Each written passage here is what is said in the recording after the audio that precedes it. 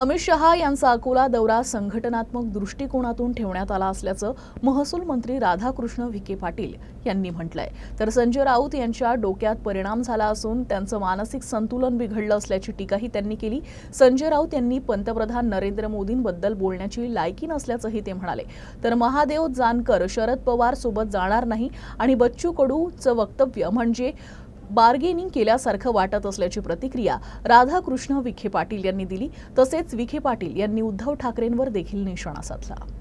संघटनात्मक स्तरावरच्याच बैठका आहेत। आपले जे काही 5-6 जे क्लस्टर आहेत लोकसभेचे केलेले, तर प्रत्येक क्लस्टरनी या लोकसभा मतदारसंघाचा ते आढावा घेणार आहेत की काय सद्यस्थिती आहे, काय तयारी आहे। त्यामुळे एक संघटनात्मक आढावाचीच खरी बैठक आहे। असं की संजय राऊतांना अजून पुष्कळ शिकायचं आहे। आदरणीय प्रधानमंत्र्यांच्यावर टीका करण्यापूर्वी आपली लायकी आहे का, हा त्यांनी विचार केला पाहिजे ना।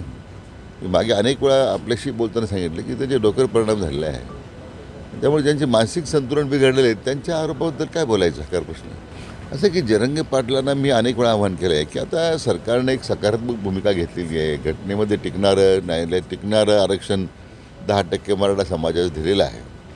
त्यामुळे त्यांनी त्यांचं आंदोलन आता करण्याची आवश्यकता झाली नाही। आता त्यामुळे आता फक्त सगळ्यांनी मिळून हे न्यायालयामध्ये आरक्षण टिकण्यासाठी प्रयत्न करावेत, असंच माझे खरं म्हणजे त्यांना आव्हान आहे।